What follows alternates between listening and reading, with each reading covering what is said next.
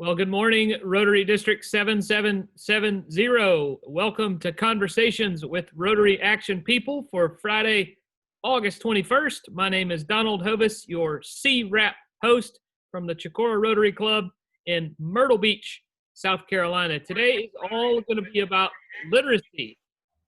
And with the Literacy Rotary Action Group, we have Carolyn Johnson joining us from Yarmouth, Maine this morning. Good morning, Carolyn. Good morning. Good morning. Thank you for being here.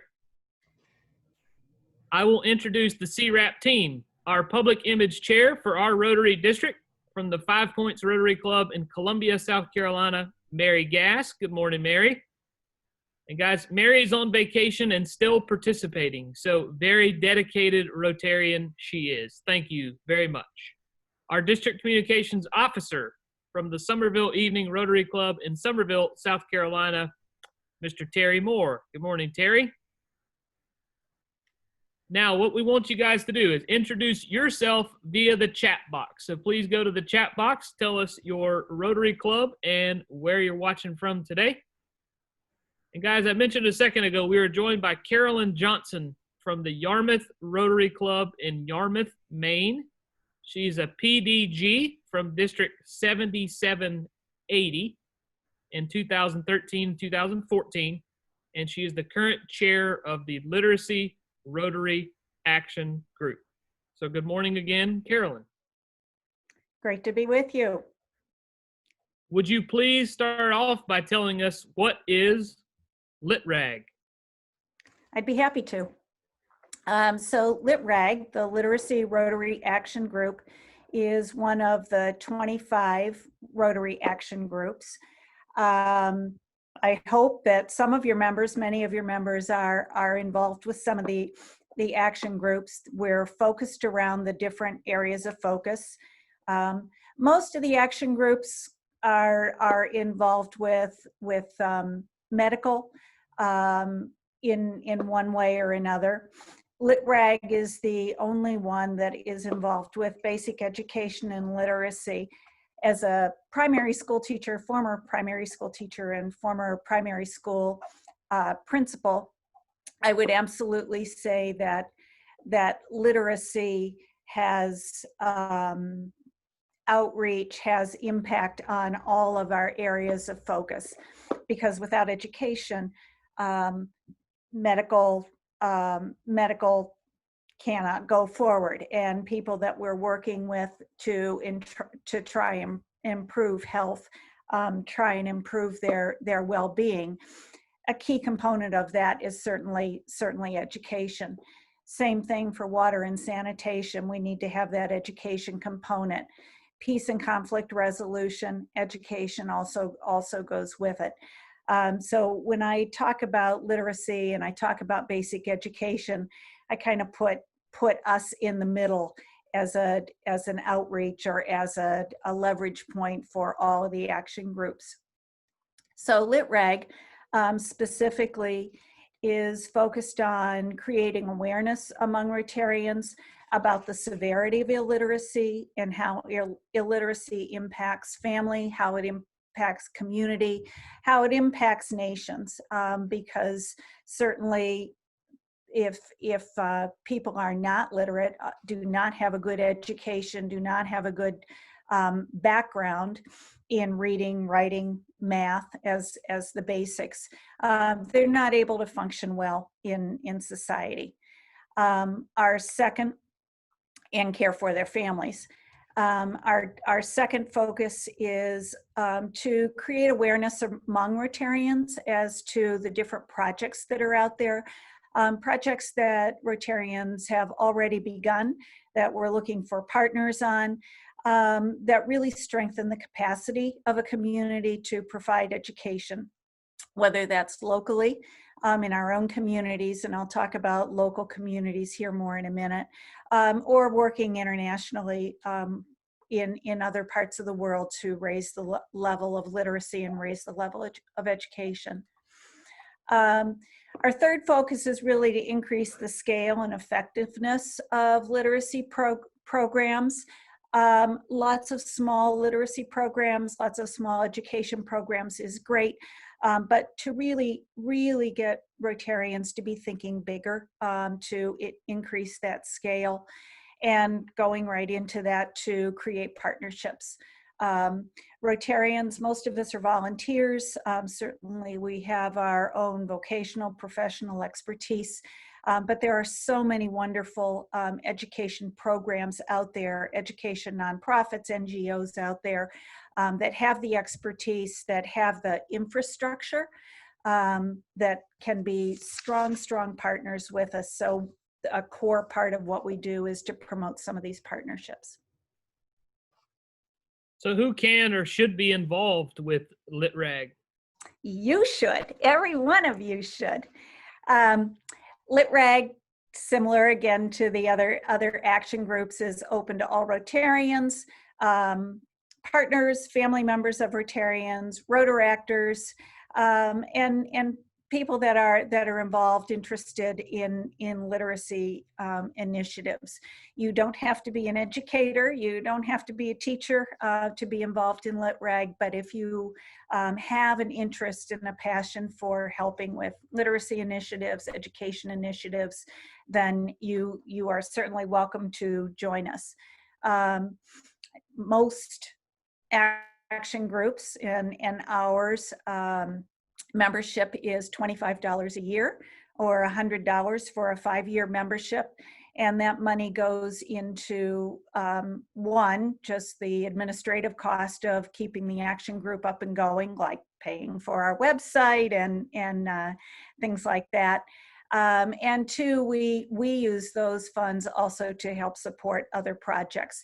Our action group, the LitRag action group, is maybe not quite as large as some of the other ones. WASRAG, if you have members that are involved in that, is quite large.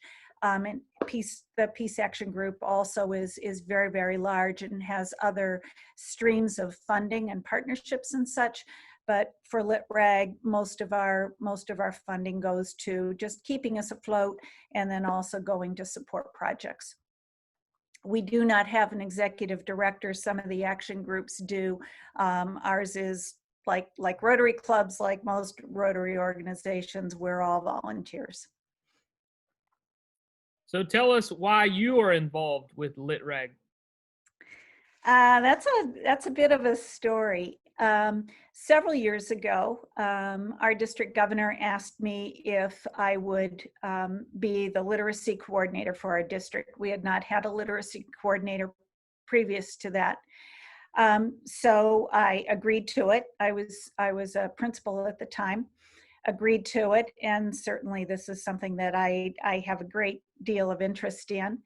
From that, it evolved to actually going to the International Convention in Chicago in 2005, looking for literacy projects, looking for projects that I could bring home to Maine to get our clubs involved with. And I came across an organization called the Guatemala Literacy Project, which works with schools, teachers, educators in very rural Guatemala. They called me. I started talking about the organization. They called me about Christmas time that year and said, we're taking this whole group of educators to Guatemala. Would you like to come with us? We're going the 3rd week in February.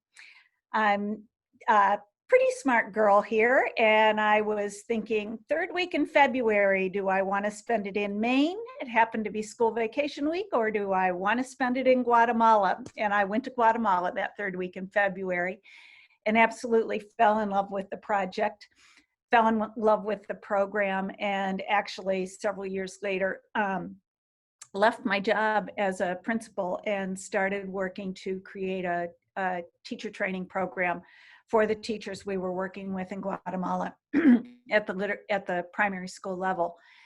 I was looking for other educators to get involved. I was looking for other resources and such, and that's how I ended up with LitRag. LitRag at that time was focused primarily on promoting process, education process, literacy process called CLE, Concentrated Language Encounter, which is just an incredible basic education program for teachers that do not have much of a background in education, perhaps are not well trained as teachers themselves. So I took the CLE, Concentrated Language Encounter program. It became the basis for what I was doing with my program in Guatemala, and became quite involved with LitRag at that point, just really to learn more about this process.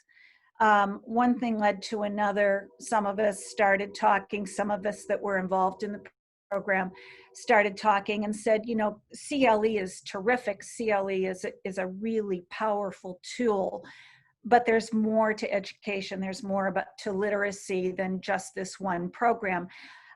Certainly the use of technology, certainly becoming involved with adult education, expanding to not just literacy, but also basic math and other areas of education. So about 5 years ago, we took the singularly focused LitRag that was working only with CLE, and we've expanded it to including other areas of education, have become much more inclusive, much more expansive of what education is all about. And are really working to build the organization now to looking at all aspects of literacy and all aspects of education, not just this one narrowly focused teacher training program for basic literacy. So I've been involved formally with LitRag for about the last 6 or 7 years, and very actively involved as vice chair and now chair of the group for about the last 3 or 4 years, and have met some incredible Rotarians along the way, and been able to see a lot of different literacy programs. So. That's awesome. Tell us a little bit about the projects that LitRag is involved in. Sure. I think a few weeks ago you had one of our colleagues from Save the Children, from the Save the Children local group, speaking at your gathering, and that partnership with Save the Children is a partnership that we're really focused on at this point in time. We are working with Save on a project called Together We Read. And Together We Read is really emphasizing the early childhood literacy gap, and working with clubs, working with districts to get involved with parents, to get involved with local community organizations, to support the birth to age 5, birth to age 8 literacy initiative. That's when children's brains are developing. Birth to age 5, age 8 is really that window of opportunity where if children have access to literacy, they have strong role models, they have books around them, they have people in their life who are holding good conversations with them and helping to expand their vocabulary. That's when kids really get the foundation, the fundamentals for being good readers, being interested in the world, and being open to learning new things and being lifelong learners. So this Together We Read program started with Save the Children almost 2 years ago now. We started with 10 districts Rotary districts across the United States. There are 10 Rotary districts that have high levels of illiteracy and high levels of poverty. And it's really to work with SAVE programs that are in those districts to promote this early literacy program. Since then, we have developed a number of different initiatives.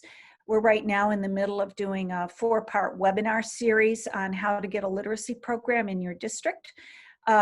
We did part 1 and part 2 in June and July, talking about specific Rotary programs, how to do community assessments, how to find out what the resources and the needs are in your community. Our next webinar will be on September 8th, which is Literacy Day, International Literacy Day. And we will be having a number of Rotarians and an immediate past district governor from southeastern California, talking to us about how to get a literacy initiative within your district. It's going to be a really great program. As I said, it's September 8th, and I can send the information to you on it. And then our wrap-up one in October will again be sharing how we can have a broader expanse, a broader impact in our own local areas. So that collaboration with Save the Children has really been incredible. We've been able to get more clubs involved, been able to get more districts involved, and really trying to reinforce that literacy projects aren't always someplace else.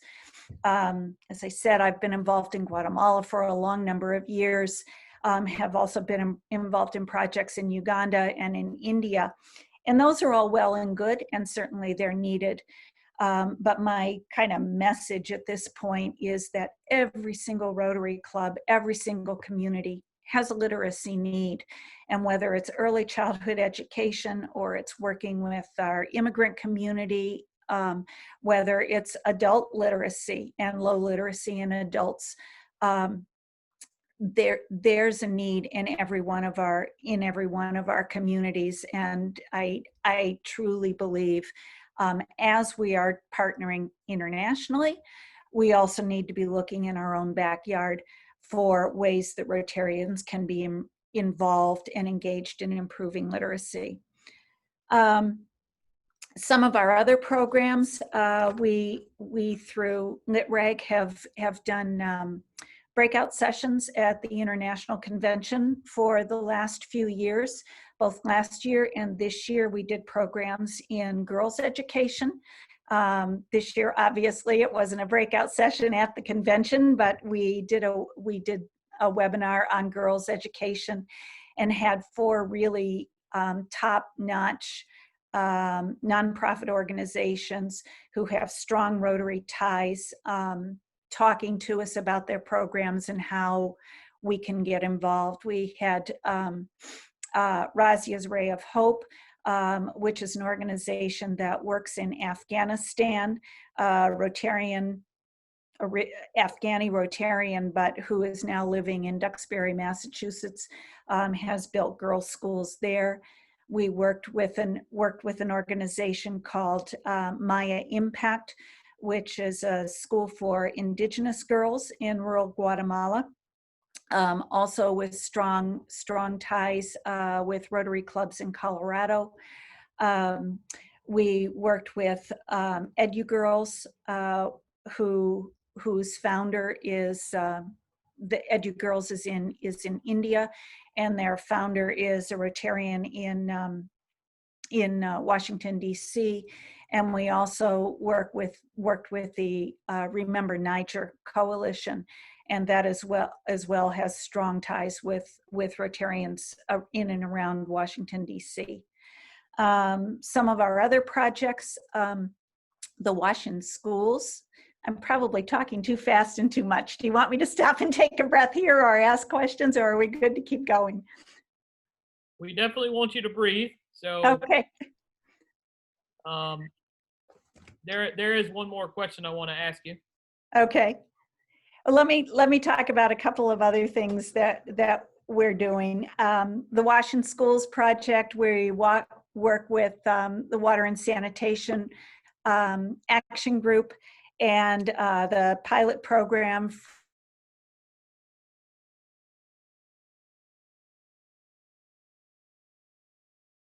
from the Rotary Foundation, specifically focused on schools, with the idea that we can put in toilets, we can put in hand washing stations, we can do other things for water and sanitation. But again, if we don't embed this, incorporate this into the curriculum, and kids don't understand why it's important to be washing their hands, and work it into their science classes on what are germs and what are viruses and what do we need to be doing to keep ourselves safe. They'll wash their hands when their teachers are watching them, but they won't remember to wash their hands when they go home.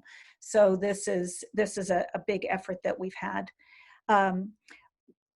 LitRag puts out a newsletter focused on promoting different projects and also best practices and education. And in September, then we do a local community contest, if you would, where Rotary clubs can tell us about their local literacy programs that they're doing, and we do 2 $400 and 2 $250 awards that can help a club promote and support and sustain the literacy programs that they're involved in locally.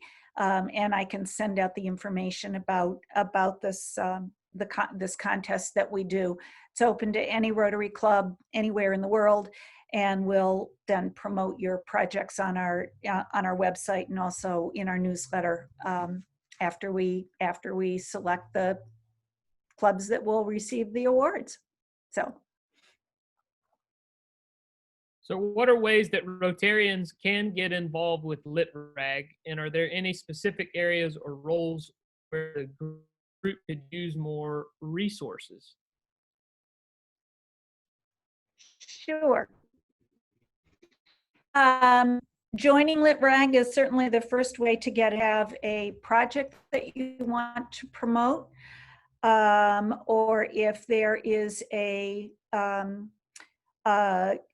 need that you particularly have. One of the other things we do through all the action groups and through LitRag as well is to provide resources, technical resources. If you are in the middle of creating a project, or if you are working on creating a global grant, we can work with you. We can take people that have the technical expertise, either specifically in the area where you're working, so adult education or early childhood education, or wherever teacher training that you're trying to do. We can provide that kind of expertise. Or if you're new at creating grants and you're starting to create a global grant, we can connect you with one of our members who has a background and expertise in writing grants, so that hopefully when you submit that grant, it's a little more streamlined and a little more quicker process than sometimes people find it to be. So it's not just us putting out information, it's also being value added to Rotarians if you are involved in a project or involved in the grant process. And that information you were talking about, if you could send that out to the CWRAP team here. Sure. Mary, Terry, myself, we'll make sure that folks have that. Pauline probably would appreciate getting that too. Be glad to. And if you just send it to us, we can get it to her. That's not an issue. Will do. Right. So I have a couple questions here from the audience. Okay.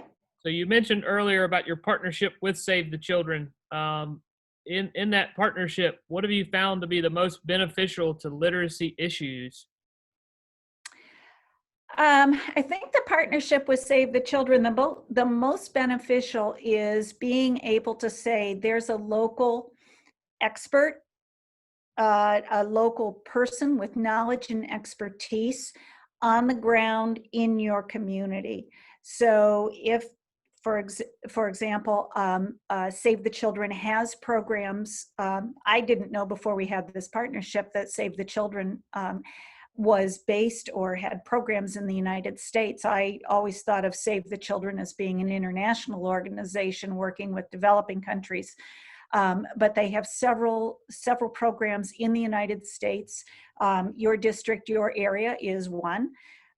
So one of the benefits of partnering with them is they have the knowledge, they have the expertise, and they already have the programs up and running. So Rotary can take a sliver of it, can take an area and kind of wrap their arms around it and run with it, with the backing, with the expertise already there. We don't have to dream it up. We don't have to go looking for it.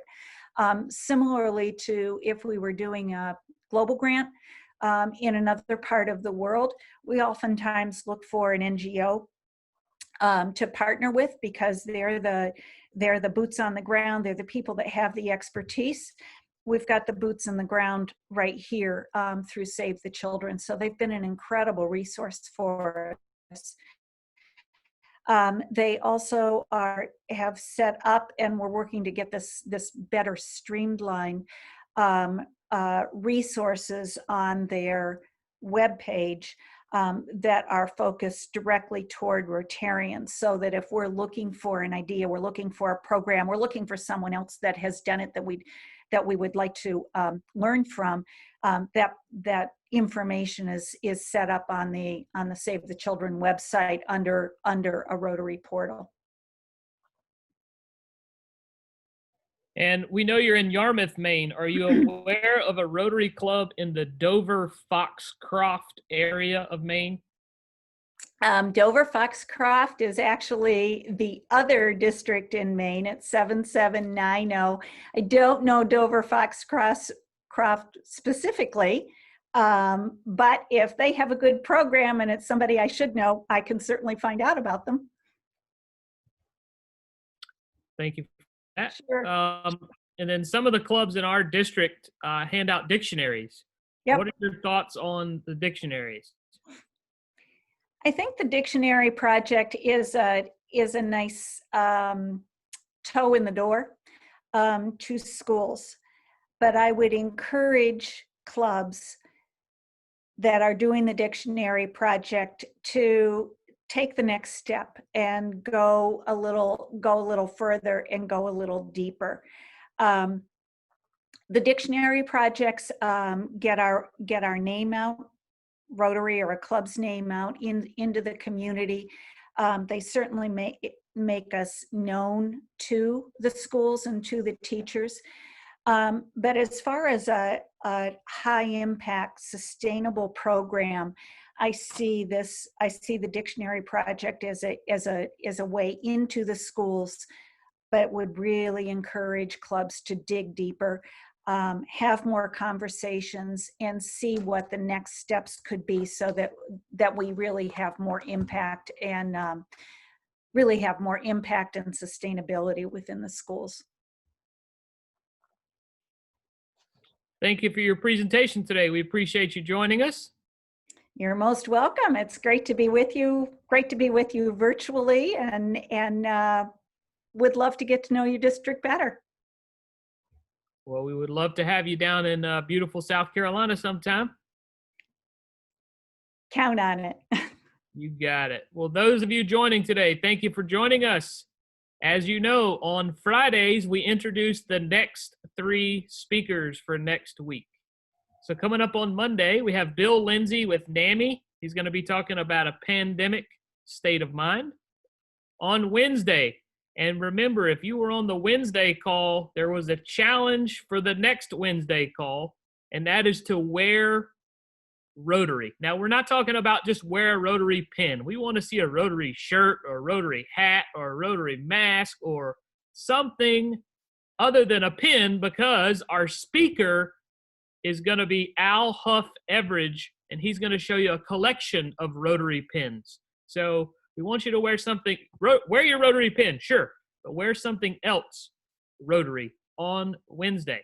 And then a week from today, our very own Rotarian in this district, Mr. George Chastain, is going to talk to us about Hop Call Barony, which is down in Georgetown, South Carolina. So he will present to us next Friday. So, and then as a reminder, September is Literacy Month. And also the current month we're in right now, August, is Membership and Club Development Month. So If you missed happy hour last night, I tell you, you missed some great conversation. So stay tuned for one of those coming up in September. And I will close this down with the Rotary four-way test. Of the things we think, say, or do, is it the truth? Is it fair to all concerned? Will it build goodwill and better friendships? Will it be beneficial to all concerned? Have a great Friday and a wonderful weekend. We'll see you on Monday for the next conversation with Rotary Action People. Thanks again, Carolyn. Have a great day, everyone. Bye-bye.